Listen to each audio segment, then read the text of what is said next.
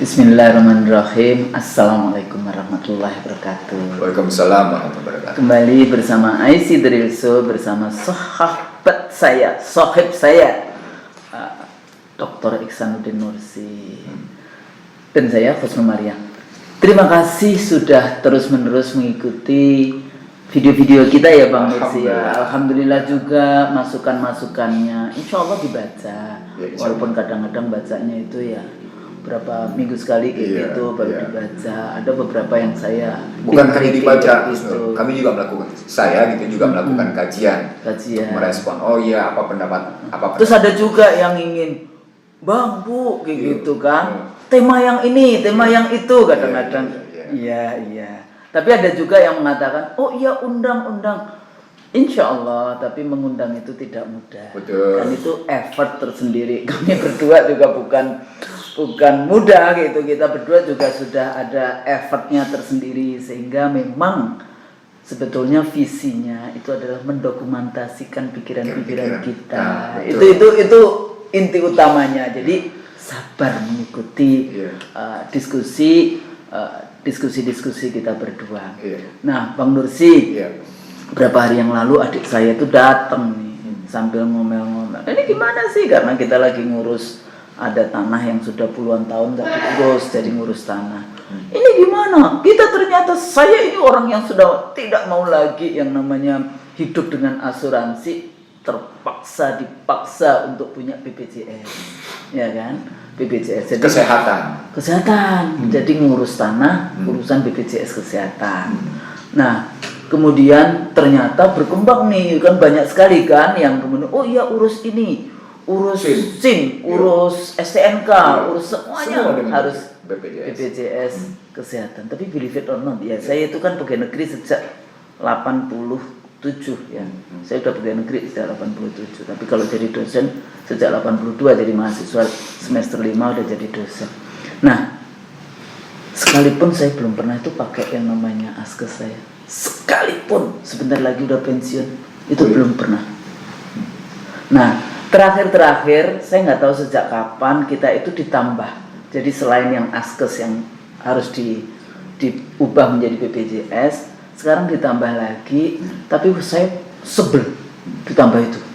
Kenapa? Karena ini salah satu dari bandar itu insuransinya. Jadi masuk ke UI kayak gitu kan. Dulu pertanyaannya kenapa saya nggak mau tanda tangan? Saya bertanya, ini dana saya yang harus bayar seperti BPJS atau askes itu kan kita dipotong gaji. Betul. Dipotong gaji lagi atau ini tambahan dari fakultas mencarikan dana sendiri atau gimana? Karena nggak ada, mereka cuma mengatakan bahwa mereka akan memotong gaji saya dan itu 400.000 kayak gitu ya. Banyak itu. Ya saya banyak sekali, saya yang askes saja juga sudah berapa dan tidak pernah saya gunakan kayak gitu ya. Jadi saya kalau ke rumah sakit dan sebagainya sudah bayar sendiri, alhamdulillah sih selalu ada kayak gitu ya untuk bayar. Anak saya juga demikian, kalau harus di rumah sakit ya sudah kita bayar kayak gitu kan. Belum pernah menggunakan askes atau BPJS. Nah, persoalannya bukan bagaimana BPJS dan juga banyak loh yang karena saya juga di Muhammadiyah kan, itu kalau kita rapat seringkali mengatakan juga ini utangnya negara ke Muhammadiyah itu triliunan juga utang BPJS-nya itu. Kalau saya tidak salah 1,14. Nah, terus kemudian terakhir ibu saya kan juga suaminya dulu pegawai negeri jadi punya BPJS. Terakhir katanya BPJS itu ke rumah sakit udah nggak boleh kalau kan kena gula kayak gitu ya. Sakit terus kemudian dia dibawa ke rumah sakit itu nggak bisa lagi, jadi kita harus bayar. Jadi sebetulnya apa yang sedang terjadi dengan negara ini? Tapi sebetulnya intriguingnya ini kan sekarang BPJS. Tapi kalau kita bicara tentang bagaimana negara mengumpulkan dana rakyat yang kemudian kita mempertanyakan tentang transparansinya, ya kalau kita bicara transparansi penggunaan dana masa tua buruh misalnya kan, jaminan hari tua ini kan lucu kayak gitu kan, baru bisa dicairkan 56 tahun walaupun selalu mengatakan tapi undang-undang itu siapa yang bikin, siapa yang bikin draftnya, untuk kepentingan siapa kayak gitu kan. Kemudian asuransi BPJS tadi itu, dana taspen. Ini nanti saya juga berpikir ini dana taspennya jangan-jangan nggak bisa dicairkan juga nanti ya. Ini juga wallahu alam nanti seperti apa. Kemudian dana haji kita sudah bahas ya waktu itu ya, isu tentang haji. Even dana COVID sendiri. Kan APBN COVID itu kan up to sampai 1 triliun katanya. Untuk apa? Nah, ini sebetulnya secara pemerintahan, baik itu kita bicara good governance, secara transparansi dan accountability posisi negara di dalam konteks pengelolaan keuangan negara, posisi hutang negara Republik Indonesia yang terus-menerus bertambah. Tapi pada saat yang sama ada kebanggaan bangun infrastruktur, bangun ibu kota baru, bangun yang sebetulnya itu bukan prioritas bagi rakyat kebanyakan. Hati-hati ya, rezim ini, pemerintah hati-hati, Anda hati-hati di dalam konteks itu. Nah, melihat berbagai macam isu ini, bagaimana kita menjelaskan persoalan tata kelola ya, kalau kita bicara tata kelola keuangan, bagaimana sebetulnya negara, pemerintah bisa mengambil dana-dana rakyat. Saya dulu kalau isu haji kan selalu ngomong bagaimana yang namanya model between quote first travel yang isunya berapa itu waktu itu dibandingkan dengan negara yang ngurus isu dana haji rakyat. Paling tidak saya berani ngomong kayak gitu karena di rumah saya itu ada sekitar 6 yang sudah bayar. Di first travel? Bukan, di dana haji. Dana haji, oh ya. Yang harusnya 2021 berangkat, masih belum. 2022 belum, nggak tahu. 2020 pokoknya sudah 3 tahun dia ditunda. Padahal saya udah punya hitung-hitungan tuh. Nah, jadi ini persoalan-persoalan yang semuanya bagaimana negara mengeruk dana rakyat. Ya, ini belum lagi yang lain-lain ya di dalam konteks itu, tapi yang kelihatan misalnya BPJS berapa, misalnya dana masa tua itu berapa katanya, 500 triliun, dana haji 110-an triliun kayak gitu kan, dana COVID 1000 triliun. Nah, ini bagaimana sih sebetulnya kita menjelaskan atau mengurai, dan harusnya seperti apa menjadi pemerintah yang harusnya melayani rakyat. Kalau kita bicara tentang tujuan kita dulu membentuk negara kan mensejahterakan rakyat bangsanya sendiri di dalam konteks itu. Sementara kita kaya sebetulnya kalau kita kelola sumber resources kita dengan benar kayak gitu ya. Kan banyak dari mulai minyak. Nah, ini juga sawit. Kan kita ini salah satu produsen sawit terbesar. Supreme terbesar di dunia. Minyak. Lah kok rakyat mesti antri? Kemarin saya telepon ibu saya di kampung sana, dia teriak, "Mbak, tolong ya belikan minyak, tapi harus bawa KTP." Serius ini? Terus nggak taunya kemudian waktu saya ngobrol di WA grup keluarga, nggak taunya ada yang beli kayak gitu harus dengan KTP. Ini maksudnya apa sih? Hah? Ini ibu-ibu loh, bapak-bapak biasanya cuek aja, tapi ibu-ibu kalau nggak ada terus bagaimana dengan mereka yang jualan gorengan, bagaimana tempe juga gitu. 3 hari nggak ada tempe. Tahu tempe ya. Kalau tahu kita nggak terlalu inilah di rumah itu tempe itu wajib tiap hari ada, namanya juga orang Jawa. Nggak taunya Bu nggak ada tempe, akhirnya kita buka. Iya 3 hari demo. Nah, ini sebetulnya pengelolaan negara apa kayak gitu? Welfare state seperti apa sih sebetulnya? Gitu Bang. Oke, kita mulai dulu dari satu tema. Besar pasak daripada tiang. Itu. Padahal kita punya ya. Iya. Jadi punya bahasa bijak kayak gitu ya, bahasa bijak. Besar pasak daripada tiang. Artinya kita punya keinginan macam-macam, tapi kemudian tidak memperhitungkan pendapatan yang bisa gitu. Dalam bahasa yang lain, mungkin Husnul pernah ingat gitu ya, ketika kita bicara tentang alokasi anggaran yang tidak efektif. Kan kita pernah bilang ada nilai-nilai yang didasarkan atas keinginan, gitu kan? Jadi ada keinginan tepatnya, ada nilai-nilai, yang ada kebutuhan, ada keinginan, ada kebutuhan gitu. Dituangkan dalam perencanaan dimunculkan dalam kebijakan perencanaan, dia taruh dalam alokasi anggaran. Jadi sesungguhnya alokasi anggaran itu tidak bebas nilai. Alokasi anggaran tergantung sekali pada kepentingan. Dan siapa yang kepentingan siapa? Yang diutamakan. Nah, itu. Jadi bandar atau rakyat.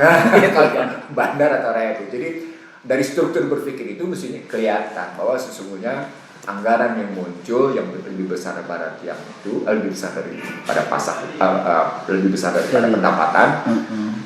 Itu tidak merujuk pada apa yang kita sebut sebagai kebutuhan dasar atas anggaran. Nah di COVID ini dengan mengubah Perpu 1 2020 menjadi Undang-Undang 2 2020 itu bahkan mereka membenarkan defisit anggaran terhadap PDB boleh melampaui 3%. Padahal Undang-Undang 17 2003 menyatakan cuma batasnya 3%. Dan itu karenanya mereka pernah mencapai 5% lebih. Di 2022 ini mereka mencapai defisit anggaran sebesar 4,85% dari PDB atau sebesar 868,02 triliun. Itu artinya defisit ini akan ditutup dengan utang. Dengan begitu utangnya juga akan naik. Walaupun di 2021 mereka menyatakan realisasi defisit lebih rendah daripada yang dianggarkan, sehingga surat utangnya. Tapi mereka lupa tuh ketika mereka bilang realisasi defisit lebih rendah daripada yang direncanakan. Pada surat utangnya sejumlah yang direncanakan itu mengakibatkan beban utangnya, beban utangnya carry over ke bawah ke depan. Ada orang lupa lagi di situ, silpa berarti. Silpa padahal silpanya silpa negatif gitu, bukan silpa positif ya. Selisih lebih dari penggunaan anggaran. Dan saya ingin menyampaikan format berpikir di sini pentingnya kita melihat bahwa defisit anggaran yang sudah mencapai 868,2 triliun pada 2022 itu dengan anggaran berapa Bang? 868,02 triliun atau sebesar 4,85% terhadap PDB. Itu kan mesti dilihat dari bagaimana kita memenuhi kebutuhan itu yang saya bilang tadi. Kebutuhan. Ini pasaknya begini, tiangnya begini gitu loh. Ini seolah-olah kebutuhan kan tadi. Padahal keinginan. Tadi kan gitu kan nilainya. Ini tiangnya begini nih, tiangnya nggak cukup. Nah, apa tiangnya? Tiangnya kan 3 sumbernya. Ada pajak, gitu kan? Ada PNBP, ada hibah. Nah, dan di PNBP itu pendapatan negara bukan pajak misalnya adalah pendapatan sumber daya alam. Yang sumber daya alamnya dikeruk ke pihak lain gitu loh. Ya kan gitu ya. Satu dua orang yang berpelintir gitu ya. Orang misalnya ngambil nikel, orang misalnya ngambil emas, nikel, batu bara, minyak, semuanya begitu dalam tembaga. Artinya dalam semua resources itu kayak gitu. Termasuk sawit. Apa buktinya sawit? Bagaimana subsidi yang diberikan itu ternyata diterima oleh yang namanya pengusaha-pengusaha sawit besar misalnya. Dan akhirnya dijual keluar. Ujungnya begitu gitu loh. Sebagai ada data menarik tentang bagaimana ternyata data yang dikeluarkan dana untuk mensubsidi sawit itu diterima oleh pengusaha besar. Padahal dia jual dalam negeri juga berantakan gitu.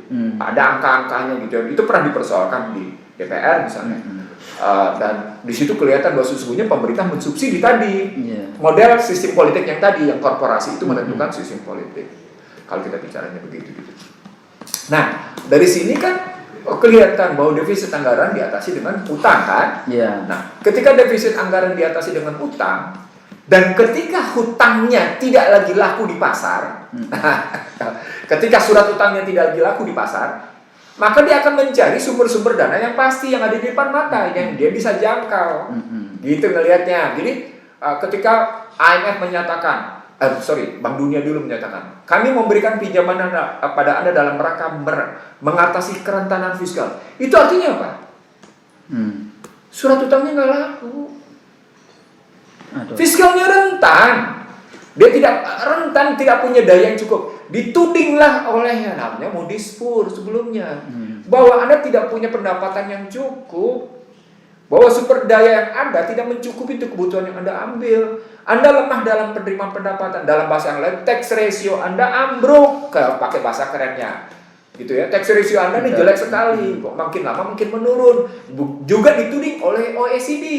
Jadi yang nuding adalah Modispur, OECD bahwa tax ratio jelek. dituding juga oleh namanya Bank Dunia bahwa pendapatan Anda jelek, bahwa dalam kondisi Anda adalah itu artinya 3 institusi menyatakan betapa tidak dipercayanya kondisi pemerintahan. Itu artinya 3 institusi menyatakan kepada pasar, surat utang sulit diterima di pasar. Jadi resmi itu pernyataan resmi itu gimana tuh? Jadi kalau seperti itu, walaupun jadi presiden G20 nggak ada usah. Nggak ngaruh katanya. Nggak ngaruh karena Moody's pun ngomongnya begitu, OECD ngomongnya begitu, Bank Dunia ngomongnya begitu gitu ya. Lalu IMF juga kemarin menyatakan, hey, yang itu. Oh iya, Anda nggak boleh lagi menjual surat utang kepada BI. Anda mesti pergi ke pasar. Pada saat yang sama di pasar nggak dipercaya. Mesti pergi kemana, Husnul? Kepada rakyat kecil untuk melakukan atau membayar, ya itu tadi dengan policy yang kemudian polisinya menginjak. Nah, ketika Anda bilang pergi ke rakyat, naiklah PPN 10%. Udah naik. Naik. Per April ini naik jadi 10 dari 10% PPN menjadi 11%. Berikutnya, apa yang di depan mata? Dilihat dari institusi yang melakukan pengumpulan dana dong. Siapa yang melakukan pengumpulan dana? Minimal ada 3. Ya. Ada BPKH, ada BPJS, ada BPKH naik lagi ya. 40 juta sekarang. Iya. Jadi kalau dikaji siapa yang melakukan pengumpulan dana? Tadi saya bilang, misalnya tadi ada BPKH, ada BPJS, ada Taspen, gitu kan? Ada perusahaan-perusahaan asuransi yang sudah terkena sebelumnya, Asabri sama Jiwasraya yang ternyata dikorup, kan? Udah habis dia. Tapi kalau ininya asuransinya para bandar enggak. Oh iya, enggak. Artinya sesungguhnya ada pemanfaatan dana yang diraih dari masyarakat, dana yang sumber dari masyarakat untuk kepentingan kelompok jadinya. Di sini nanti tidak ketemu dengan apa yang disebut dengan tesis bahwa good governance itu harus diikuti dengan yang namanya price stability dan harus diikuti dengan namanya ini benar Gus dong. Tapi saya kecepatan ngomongnya di sini. Iya. Good governance harus ketemu dengan price stability, stability. Dan harus dipenuhi dengan prinsip-prinsip pemenuhan hajat hidup orang banyak. Kebutuhan hidup banyak, misalnya tadi soal indikatornya sawit, tadi pemenuhan hajat hidup orang banyak. Jadi kesejahteraan rakyat. Nah, itu keywordnya, kata kuncinya itu. Iya, kata kuncinya. Nah, kebayang nggak kalau rakyat dibebani dari segi pendapatan negara lewat pajak, rakyat dibebani dari pendapatan dipakai lagi untuk pendapatan rakyat, gitu kan? Sumber dayanya tidak ambil, gitu ya. Lalu pengelolaannya tidak efektif. Berapa kali terkenanya tuh Husnul? Dan harga dimainkan. Price stability tadi kan harga minyak naik. Minyak goreng nih ya. Mak soalnya kayak gitu. Minyak goreng naik, tahu tempe nggak ada hilang. Harga beras mulai naik, semuanya mulai meroket. Itu gimana? Apalagi menjelang nanti puasa. Wah, mungkin tidak terkendali sudah. Sementara datang. Omikron ya. Jadi artinya ketika kita lihat situasi di mana surat utang tidak bisa diterima pasar dan mereka pergi ke lembaga-lembaga yang melakukan pengumpulan dana, maka lembaga-lembaga yang melakukan pengumpulan dana melakukan perhitungan dong. Apakah nanti ketika kewajiban itu harus dipenuhi, dananya ada apa enggak? Nah, dari sana muncullah kajian macam-macam. Salah satu kajiannya kasus BPJS Ketenagakerjaan. Apa itu? Yang kemudian kejaksaan menyatakan korupsi di BPJS Ketenagakerjaan sulit dibuktikan. Tapi pada saat yang sama mereka rekayasa lagi. Apa itu? JHT ditunda menjadi 56 tahun. Nah, lalu orang bertanya, kenapa mesti JHT ditunda menjadi 56 tahun? Ya iya, jadi kalau 56 sekarang kira-kira rata-rata berapa katanya? Apa aja 56 tahun? Orang yang kerja itu makanya sampai ketemu angka 56. Saya nggak tahu angka itu, tapi saya ingin mengatakan jumlahnya, jumlah yang dimasukkan ke dalam SUN, jumlah yang dimasukkan ke dalam SUN itu sekitar 384 triliun.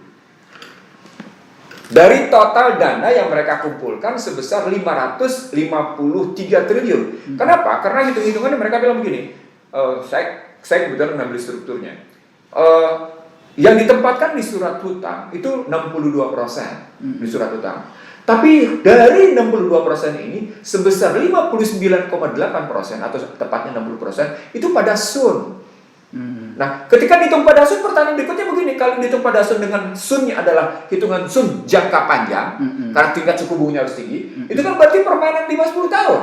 Karena sun dengan angka terbaik untuk indikator pasar adalah sun untuk hitungan 10 tahunan, bukan tahunan, bukan 3 tahunan, bukan 5 tahunan. Karena biasanya 1 tahunan, 5 tahunan, 3 tahunan. Nah, untuk menghitung sampai seberapa jauh menjadi tingkat suku bunga yang menjadi acuan, gitu ya. Maka mereka melihatnya sun 10 tahunan, gitu ya, yang cukup tinggi bunganya dalam kerangka harga pasar, gitu ya. Kalau 10 tahunan nanti ini lebih tinggi dari 1 tahunan, itu berarti ada problem pada institusi yang bersangkutan. Maksudnya ngerti ya?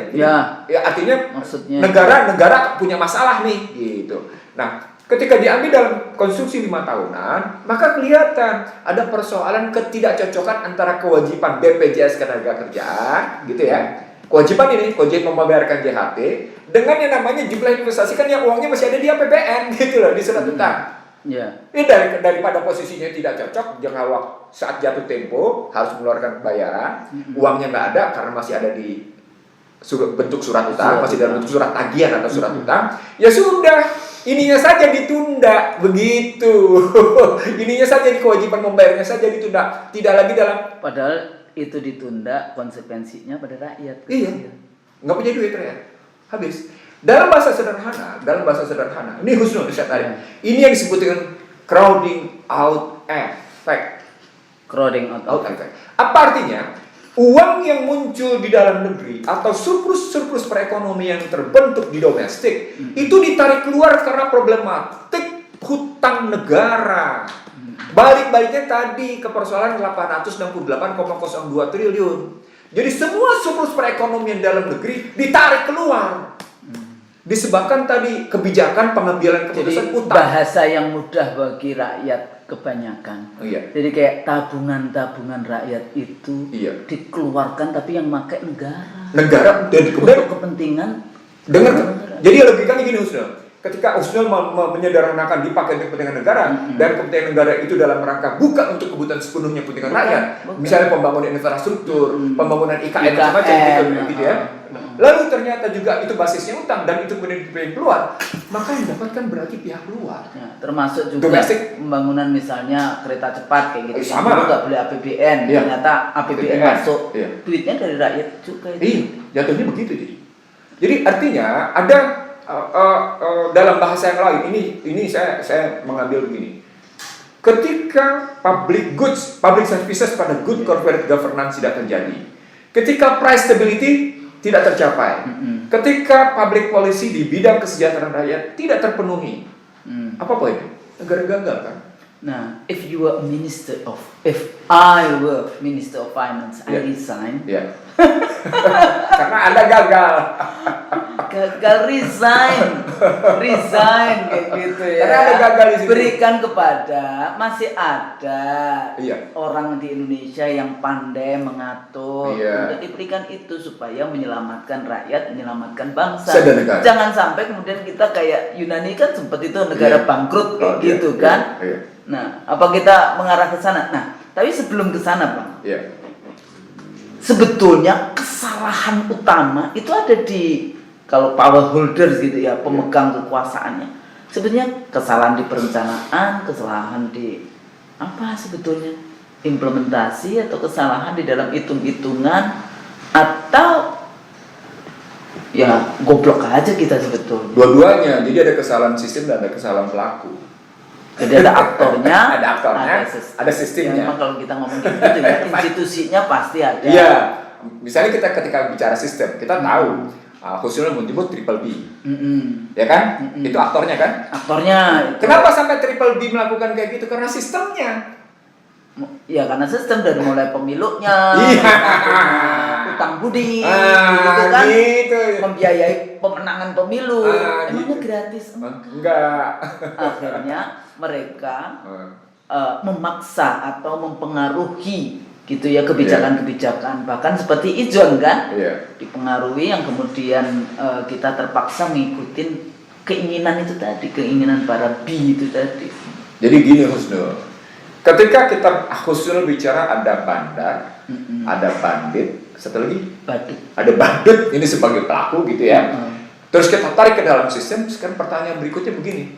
Memang sistemnya ngapain? Sistemnya karena partai politik tidak punya uang yang cukup, tidak dalam supporting finance yang cukup, lalu mereka bukan pergi istilahnya, mereka ngebangun kesepakatan dengan penguasa bisnis, penguasa bisnis membangun daya tawar. Di sini dong, dia punya daya tawar, dia punya daya tawar terhadap penguasa di sini. Mereka bilang, oke, kebutuhan pembiayaan politik kami biayai, tapi kami begini gitu ceritanya. Apa artinya? Artinya kebijakan-kebijakan dalam pembiayaan sesungguhnya sedang memberi keuntungan kepada kepada yang namanya oligarki bisnis.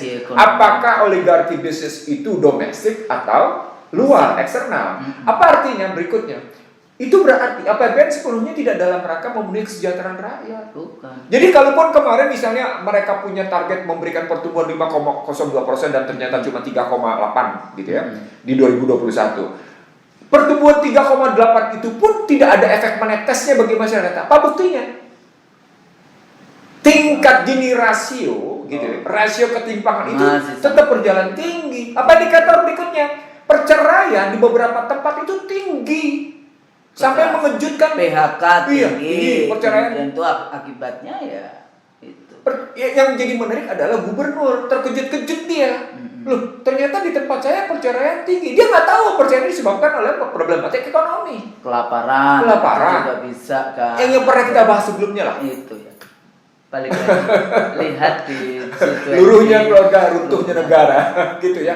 Nah, tapi maksudnya, iya. Kalau kita paham bahwa Iya. mengurus negara seperti itu, kenapa jebakan-jebakan itu ya? Makanya kan pertanyaan saya misalnya, apakah pembangunan IKN itu sebetulnya debt trap sudah berjalan? Kayak gitu kan? Karena kita utang, kita punya membuka diri dalam untuk di debt trap, istilahnya. Membuka diri di debt trap. Iya. Atau memang itu sudah kita nggak tahu kan? Bagian. Secara keseluruhan detailnya kayak gitu kan. Kita bisa menganalisa, bisa mendapatkan informasi, tapi detailnya kita tidak berada di dalam posisi pengambil keputusan yang ada di istana maupun yang ada di Senayan. Nah, tapi kita bisa melihat bahwa itu debt trap sudah masuk, kayak gitu kan. Berarti kepentingan pembangunan yang dikoneksikan, dihubungkan dengan kepentingan obor misalnya kan. Itu kan terjadi. Bahkan kalau kita bicara kepentingan geologis, geostrategis, yang lain di dalam konteks ini itu semua masuk. Nah, balik lagi, tapi kenapa kok masih kurang aja duit? Sampai harus mengambil uang rakyat. Karena dikorup. Tapi dikorupnya berapa persen gitu loh. Kalau dulu World Bank mengatakan 30% kayak gitu. Ini Asabri, kasus Asabri. Ada hitung-hitungan itu, Snow. Berapa persen? Incremental capital output ratio. Jadi seberapa banyak kapital yang diturunkan, lalu dia menghasilkan output berapa, dibikin rasionya. Nah, kalau ternyata rasionya tidak menunjukkan, kalau ternyata outputnya tidak menaik seperti meningkatnya kapital, maka yang terjadi kebocoran. Ibarat Anda masukin air ke ember, gitu ya. Di embernya itu bocornya tidak pernah diatasi, bahkan diperbesar. Jadi seberapapun masuknya air di situ, tidak akan pernah memenuhi kebutuhan si ember karena bocornya makin gede. Gitu. Itu incremental capital output ratio. Jadi ratio. sebetulnya siapa yang kemudian mendapatkan bocoran? Bahasa lainnya tadi, gitu ya. Crowding out effect. Iya, itu tadi. Salah satunya. Tetapi juga muncul ketika kasus misalnya korupsi secara real. Misalnya korupsi kemarin di Kementerian Perikanan, gitu kan, Kelautan dan Perikanan. Atau korupsi di Bansos misalnya. Bansos. Gitu ya. Itu yang gampang APBN. Kalau perikanan ini macam-macam nih. Atau korupsi di BUMN. Yang mendapatkan BUMN. Gampang tuh. Gampang dia di situ. Atau korupsi yang di mana pemerintah daerah ditangkap. Bekasi, kayak gimana coba? Udah berapa kali bupatinya diganti di Bekasi itu? Berkali-kali. Lalu juga Pasir Penajam bupatinya yang akan jadi KM itu kan ketangkap juga. Sengaja tuh enggak sih itu? Saya tidak tahu, tapi Saya ingin mengatakan sama Anda. Tapi kan gini loh maksudnya bupati itu kan kerucuk dalam konteks level pemerintahan struktur. Sorry ya, maaf, nggak boleh kita menggunakan terminologi itu. Artinya pada level yang paling bawah, ya kan, local government. Tapi kan kalau kita bicara APBN, bicara anggaran, itu kan pasti yang paling banyak di pemerintahan pusat di dalam konteks itu. Kemudian diturunkan provinsi, kabupaten, kota. Kalau kita ngomongin APBN dengan DAU, DAK dan sebagainya. Nah, tapi kan yang memang banyak kena ini kalau korupsi ya, itu pada level bupati, wali kota. Kalau menurut saya kan ya belum sebesar kalau kita bicara tentang Asabri, bicara tentang kondensat, bicara tentang korupsi Jiwasraya, terus apa BPJS Ketenagakerjaan dan semuanya itu mana? Siapa sebetulnya aktor yang di mana? Atau salah hitung atau sebetulnya seperti apa? Nah ini KPK kemana? Nah, KPK pernah menyatakan juga sesungguhnya dalam struktur pemerintahan bukan hanya pada level bupati, mereka juga kesulitan atau tepatnya ketidakmampuan menangani berbagai kasus pada dana-dana desa. Itu pernah muncul jadi berita gitu. Artinya ya kalau dana desa 1 miliar, kalau ada 520 ada 74.000 kira-kira berapa triliun itu? Ya kali gitu ya. Enggak, maksudnya dibandingkan yang ini ada ratusan triliun gitu loh. Iya. Itu dana desa bagi saya kalau masih 74.000 ditambah dengan miliar, gitu kan, jadi 74.000 miliar kan? Ya kan berarti 74 triliun. Kan nolnya 74 triliun. Sementara yang ini ratusan triliun. Ya itu tadi crowding out effect, juga terjadi kebocoran pada proyek, kan gitu. Jadi kita lihat ada dua problematik. Sistem yang melegalkan crowding out effect sehingga surplus dalam negeri keluar, dan kemudian perlawanan terhadap sistem ilegal sistemnya, illegal crowding out effect-nya gitu. Jadi ada legal crowding out effect, saya ulang. Jadi ada legal crowding out effect karena memang diperjanjikan. Tapi ada juga illegal crowding out effect yang karena korupsi. Kalau melihatnya begitu gitu ya. Legal dan ilegal. Ilegal ya. Nah, ketika kita lihat misalnya pada desa yang cuma 74 triliun. Dari 74 triliun pastilah tidak efektif itu besar. Nah, Anda bilang kecil dibanding 868 triliun, misalnya gitu ya, dibanding 868,02 triliun sebagai gambaran crowding out effect. Dan ini kalau yang dana desa 74 triliun itu kan tersebar di 74 ribuan. Gitu loh, 74 ribuan kepala desa. Ya kan? Dan kelurahan di seluruh Indonesia. Lah kalau yang tadi saya bilang 35 triliun, satu orang, satu pengusaha, kayak gitu kan. Nah ini juga mestinya dihitung, jangan kemudian dana desa terus ini, walaupun saya dari sejak awal mana ada yang namanya Pak Lurah, kepala desa harus membuat laporan serinci laporan yang diberikan kepada BPK. Nggak bisa lah. Pasti kan nggak bisa. Ini sebetulnya alat juga pada waktu election. You would like to go to jail atau nah, itu kan alat sandera di dalam konteks kepolitikan di kita. Disitulah gambaran betapa pentingnya melakukan pemberdayaan secara struktural dari mulai level desa sampai dengan level presiden bahkan. Pemberdayaan saya bilang. Kenapa? Karena kita pernah bahas dari problematik korupsi nilai, korupsi konstitusi, korupsi kebijakan, sampai dengan korupsi keuangan, gitu loh. Kan pernah kita bahas tuh. Ada korupsi konstitusi, ada korupsi nilai, ada korupsi kebijakan, ada korupsi keuangan, ada korupsi tindakan, gitu kan? Pernah kita bahas di situ. Artinya sesungguhnya problematik dari dibaliknya namanya kasus BPJS Ketenagakerjaan dengan JHT, sesungguhnya ada problematik yang tidak terselesaikan. Jadi kalaupun kemudian value, constitution, hukumnya, kebijakannya, tindakannya, gitu nggak selesai semuanya. Jadi itu yang saya sebut sebagai ini JHT cuma a part of vicious circle dari kebijakan-kebijakan pembangunan yang tidak punya keberpihakan jadinya. Ulang.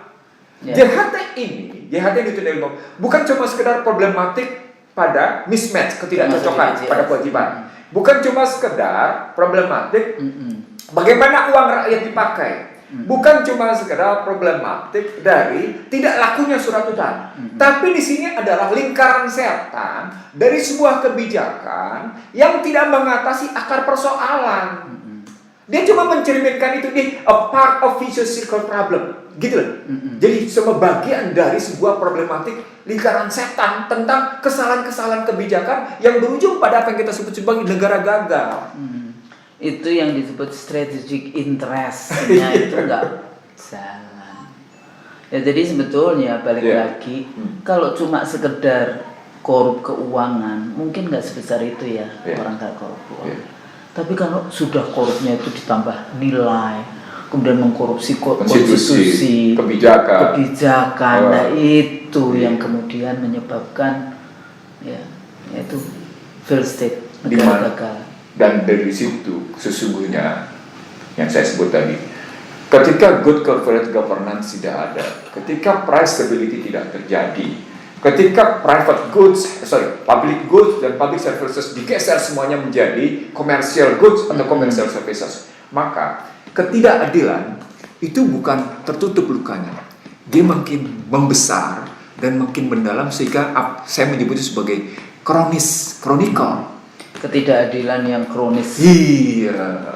Jadi luka ketidakadilan yang kronis. Ini sesungguhnya JHT 56 yang itu cuma gambaran ini ada problematik itu. JHT itu cuma kecil di atas, tapi yang tadi macam-macam yang kita sebutkan di awal itu juga baru kecil, kita tidak tahu lagi ini dari mana. Ya jadi ada dana BPJS, dana masa tua, namanya JHT, dana Taspen, kemudian dana haji, dana COVID, asuransi, yang lain-lain kayak asuransi dan bank-bank yang kemudian apalagi yang pertama dulu apa namanya? PCR, Ibra, BLBI. Tambah lagi dengan bagaimana Anda mengambil keuntungan dari PCR, dari suatu keuntungan PCR, kemudian itu juga policy kan, ada policy-nya. Anda harus pakai PCR naik kereta misalnya kan.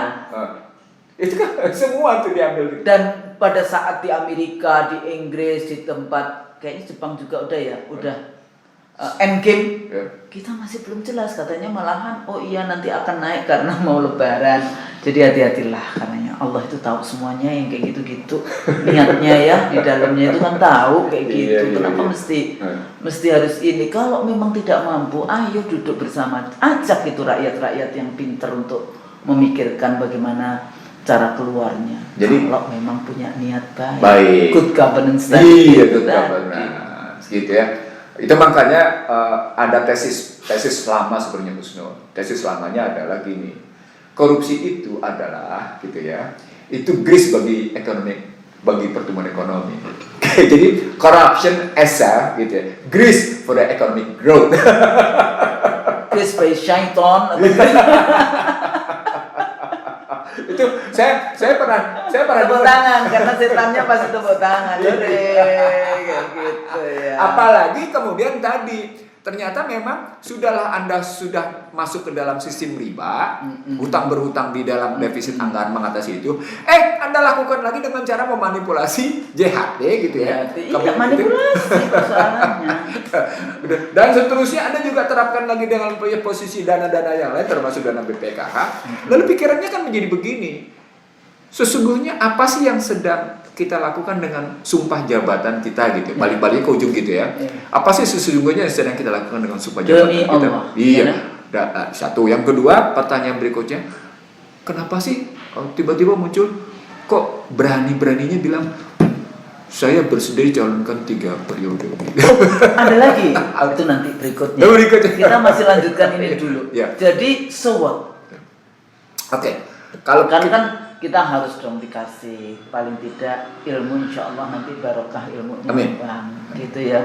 Jadi so what can I do, what can we do di dalam konteks ini? Sebetulnya kalau menyimak dengan teliti tadi apa yang disampaikan oleh Bang Nursi, sebetulnya kenapa saya nggak gitu? Itu sebetulnya sudah ada jawaban-jawaban. Kalau dia pandai kayak gitu ya, cerdas di dalam menangkap dan memang memiliki niat baik untuk menyelesaikan masalah-masalah yang dihadapi, bukan untuk menghancurkan negara Republik Indonesia. Kan ini kan persoalannya kan kita tidak tahu siapa yang jadi pengkhianat, siapa yang jadi ini di dalam konteks bangunan negara Republik Indonesia. Wallahu alam kan di situ. Nah, what can I do? What can we do di dalam konteks ini? If you are Minister for Finance kayak gitu, if you are Presiden, if you are Member of Parliament, you were Member of Parliament dulu, memang anggota DPR kayak gitu ya. Itu gimana nih, Bang? Yang pertama saya pahami dulu bahwa kekuasaan itu adalah amanah. Satu. Yang kedua, kekuasaan itu harus dijalankan dengan benar. Jadi yang pertama, kekuasaan itu amanah. Berarti dijalankan dengan benar. Kata kunci kekuasaan itu amanah dijalankan dengan benar adalah kejujuran. Balik lagi ke sana. Jadi kekuasaan harus dijalankan jujur, dengan kejujuran gitu. Yang ketiga, nanti ada transparansi, akuntabilitas. Betul sekali. Nah, yang ketiga, kekuasaan harus dijalankan dengan cerdas. Cerdas dia lemah lembut di satu sisi, tapi di sisi lain juga tegas. Gitu ya. Jadi ada sayang di sini. Ya kayak Allah gitu. Bismillahirrahmanirrahim. Maha Rahman. Tapi pada saat yang sama, azabku demikian pedihnya. Itu kan artinya demikian lemah lembutnya, latif gitu. Tapi berikutnya saat yang sama, dia juga punya pemberi azab yang pemberi siksa yang amat pedih gitu. Jadi artinya ada ketegasan, tapi bukan ketegasan kepada musuh. Bukan ketegasan pada musuh, ketegasan pada siapapun, karena harus tegaknya peraturan secara adil. Jadi dibalik adil. Jadi dibalik kata kompetensi, dibalik kata tegas dengan lemah lembut, tegas yang lemah lembut yang tegas, itu ujungnya adalah soal keadilan. Jadi amanah tadi benar dengan basis kejujuran, mau kemudian dicapai keadilan. Nah, yang paling penting Husnul di sini. Yang penting dijunjung tinggi yang namanya sumpahnya, karena public domain yang menjadi tujuannya, terpenuhi kepentingan publik yang jadi tujuannya. Yang disebut dengan publik bukan masyarakat segelintir, bukan masyarakat yang jauh lebih besar, keadilan sosial bagi seluruh rakyat Indonesia. Pancasila sila kelima. Itu di situ. Jadi ketemu tuh butir ketiga dan butir keempat. Bahwa yang dia jalankan adalah bukan cuma sekedar tegas tapi lembut tapi tegas, tapi dalam rangka juga mencapai tadi rasa keadilan masyarakat. Nah, kalau kekuasaannya basisnya seperti itu, maka kekuasaan itu seharusnya memberikan keyakinan kepada masyarakat luas bahwa perjalanan bangsa ini benar. Sekarang saya tanya sama Husnul, timbul nggak keyakinan masyarakat bahwa perjalanan ke bangsa ini benar? Enggak ada. Apa indikatornya? Trust society. Apa indikatornya? Konvoi supir truk dengan menggunakan spanduk Indonesia ruwet. Ruwet dari siapa? If you understand this is ruwet, jangan berani-berani mengambil amanah. Jadi itu harus ditanyakan juga. Nah, ini apa yang terjadi dengan Kanada? Jadi ngomongin super truk kayaknya kasihan juga nih si Trudeau ini ya. Kalau Trudeau disebutnya sebagai kaki tangan plus swab. Terbuka sudah. Trudeau disebut sebagai bukti betapa pentingnya, betapa hebatnya close swap gitu ya, melakukan penetrasi terhadap kabinetnya Justin Trudeau dan Argentina. Kalau mau dicerita ke situ, nanti punya hubungan nih Husnul, betapa negara-negara maju sudah menghentikan soal vaksin. Karena tergesa vaksin begini. Tapi jangan situ deh, kita balik lagi. Enggak di situ. Kita balik lagi. Walaupun saya bisa ngurai panjang karena tapi kan tema kita lebih ke arah bagaimana negara mengambil dana rakyat kayak gitu ya. Itu tapi kalau kita bicara COVID, menurut saya bicara dana yang waktu itu dijanjikan untuk penyelesaian masalah COVID ternyata tidak selesai juga. Nah, nggak selesai juga. Dan siapa yang memanfaatkan? Karena banyak rumah sakit juga itu ngeluh. Malahan saya kalau bukan ketemu ya, WA chatting saya dengan beberapa direktur rumah sakit itu mengatakan susah. Narasinya sederhana Husnul. Cina mengatasi COVID dengan traditional Chinese medicine, gitu ya. Jadi bagaimana pengobatan tradisional diutamakan, sehingga mereka tidak menggunakan. Mereka datangin Pfizer, tapi tidak dalam rangka itu juga. Mereka datangin juga Moderna, tapi mereka karena 1,4 miliar ya. Iya. Apalah artinya ecek-ecek mengimpor sedikit gitu. Tapi kan mereka mengoptimalkan, ini pernyataan Xi Jinping langsung di Wuhan, di laboratorium. Kalau ini nyinggir sedikit, bahwa dia akan menggunakan, mereka mengoptimalkan TCM, Traditional Chinese Medicine. Ya, gitu kita udah 5.000 tahun. Saya pindahin ke Indonesia. Indonesia minimal ada 2. Ada vaksin merah putih, ada vaksin Nusantara. Kenapa Anda masih tetap bicara soal vaksin dari luar? Dengan argumentasi tetap emergency use. Padahal kalau dengan istilah emergency use, Anda bisa menolak mendatangkan itu dari luar. Anda cukup menggunakan dari dalam. Apa poinnya? Dagang. Import kan? Dan karena yang tadi Import, kan? urusannya di situ ada nilai, korupsi nilai. Iya. Korupsi Karena kebijakan. apa? Karena akhirnya pejabat itu mestinya nggak boleh dagang, Iya. ya kan? Iya. Tapi ternyata juga dengar-dengarnya bacaan kita itu kan terlibat. Makanya sekarang kok kita masih PCR? Jangan-jangan PCR yang sudah dibeli itu belum habis ya? Kan pernah ada protes gabungan perusahaan farmasi. Ini obat-obat yang tersedia masih belum terpakai nih. Kalau dihentikan jadi kayak gimana? Kami rugi. Makanya dan hati-hati anak-anak kita itu kan banyak kan ini anak-anak SD yang ini. Nah dipaksa tapi nggak ditemani oleh ibunya. Kan kita nggak tahu. Yang tahu anak itu kan ibunya. Apakah pernah misalnya sakit apa itu yang namanya kejang atau yang kayak gitu kan, kita kan nggak tahu, dipaksa aja disuntik di. Nah yang kayak gitu-gitu juga ingat, balik lagi itu tadi leadership itu tadi, jujur enggak, bener enggak, amanah enggak, iya betul sekali, ya kan? Iya. Dalam konteks itu menjunjung tinggi sumpahnya enggak, membaca konstitusi tidak, gitu. Munafik apa enggak? Jelas, soalnya pakai Enggak, karena itu Al-Baqarah 11. Iya, enggak, karena itu pernyataan. Jadi balik lagi gimana? Ya, jadi yang pertama itu dulu, basisnya dulu, basis kekuasaan value-nya. Value-nya begitu. Gitu ya. Terus baru kemudian pada program, kebijakannya. Pada kebijakannya. Kebijakannya adalah menghentikan riba. Itulah, itu. Karena riba. Artinya hutang itu berhentilah hutang.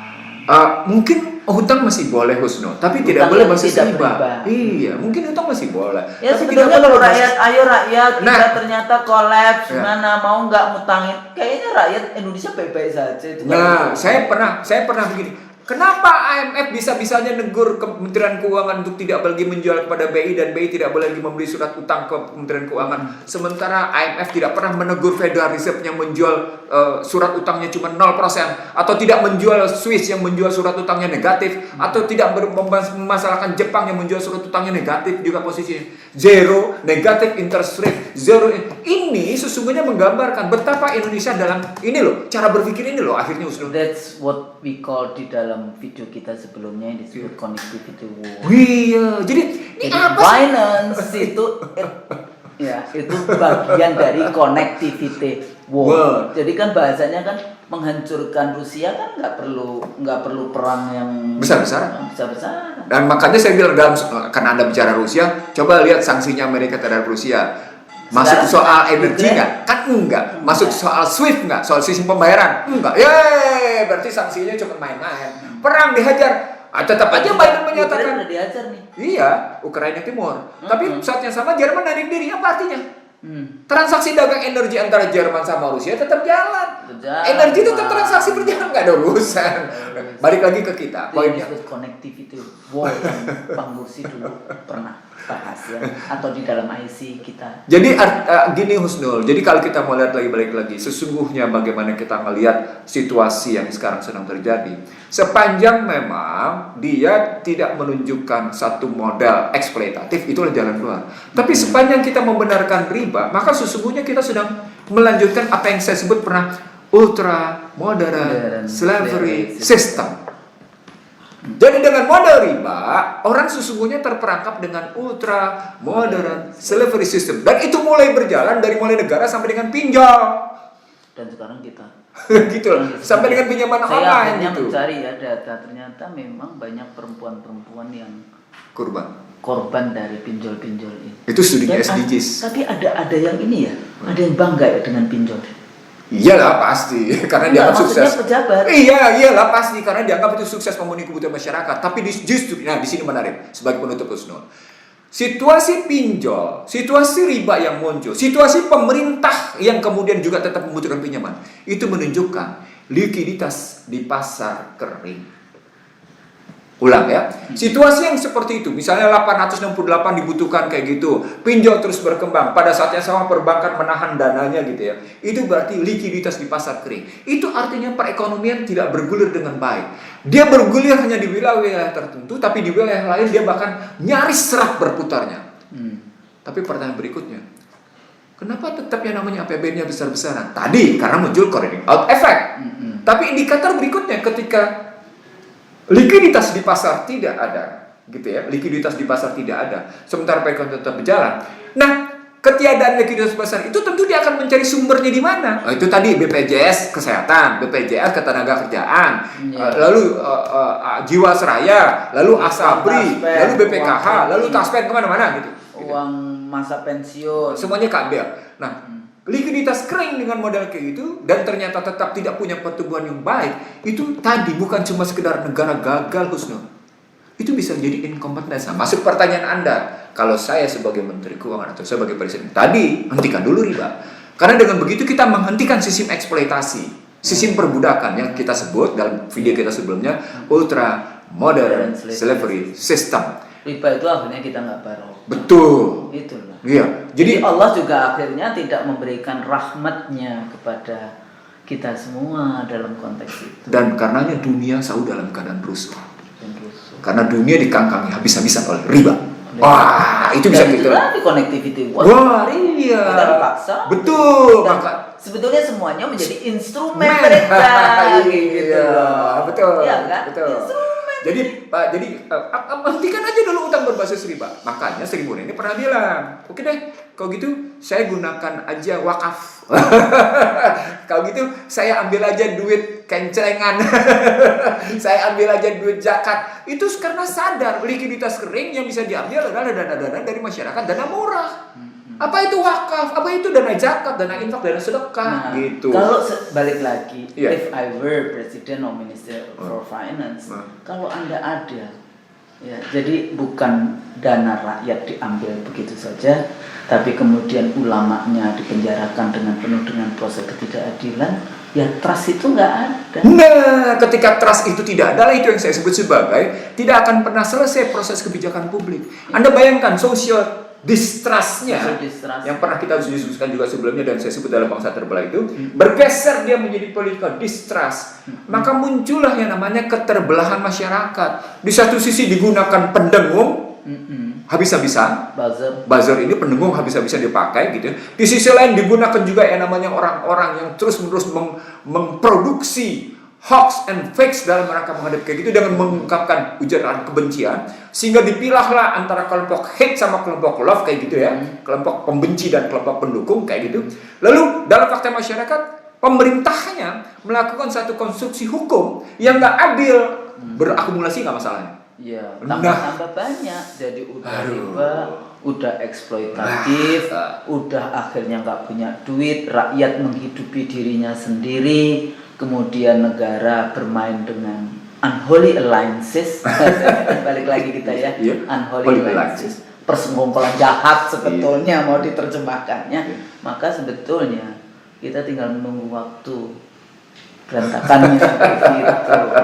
Jadi Allah Maha Kaya, Allah Maha adil, Allah Maha bijaksana, taubat, iya, Allah Maha segalanya. Amin. Jadi kalau negara ini berdasarkan kepada Pancasila yang sila pertamanya adalah ketuhanan yang Maha dan sebetulnya tauhid itu atas berkat rahmat Allah kayak gitu ya. Hakikat hidup itu. Nah, kita balik lagi atas berkat rahmat Allah yang dan maha kuasa. keinginan luhur. Enggak, terusin dulu berkat rahmat Allah yang maha kuasa dan didorong oleh keinginan luhur untuk kehidupan berbangsa yang bebas dari ketertindasan dan dari kehinaan.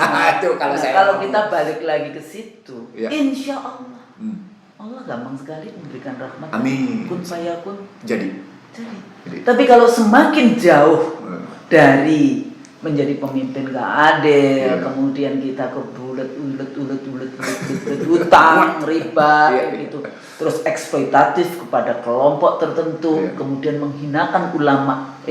Darah katanya kan kata Ustadz kan ngomong gitu. Iya. Darah ulama itu beracun, bro. Iya. Iya. Nah, yang kayak gitu. Jadi Iya. kembalikan lagi, kita berpancasila, Iya. ketuhanan yang maha esa. Yuk kembali lagi. Insya Allah dengan yang seperti itu, Amin. Allah akan memberikan petunjuk, memberikan jalan. What can I do, what can we do Iya. dalam berbangsa ini. Nah, Jangan pernah menggeser waktu minu nabilah untuk menjadi umat yang terbaik. umat yang terbaik. Baru kemudian mewujudkan dengan amar ma'ruf nahi munkar. Kuntum khairu ummatin rijat linas. Ta'muruna bil ma'ruf wa tanhauna 'anil munkar wa tu'minuna billah. Jadi dalam rangka amar ma'ruf dan nahi munkar basisnya adalah wa tu'minuna billah. Maka kita akan menjadi yang terbaik. Gitu.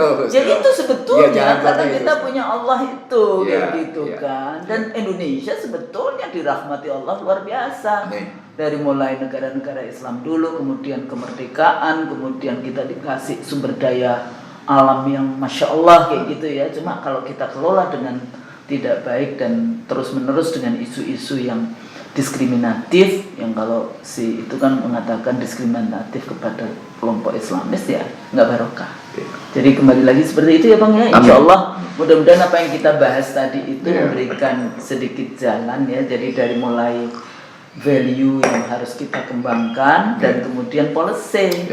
Nah kalau policy-nya value dan policy-nya ini klop, kemudian juga berserah diri kepada Allah, insya Allah kita akan dengan mudah bisa Allah balikkan kayak gitu ya kondisi kita yang Amin, insyaallah. berantakan ini menjadi kondisi yang Lebih baik. makmur Ya. kayak gitu kan, baldatun Thayyibatun thayyibatun wa wa rabbun ghafur. Amin. Jadi mendapatkan rahmat dan ampunan dari Allah. Allah subhanahu. Saya pikir itu mudah-mudahan yang kita sampaikan berguna. Kalau Amin. kami salah, Amin. kami mohon maaf. Mohon maaf, ya. Assalamualaikum warahmatullahi wabarakatuh. Waalaikumsalam warahmatullahi wabarakatuh.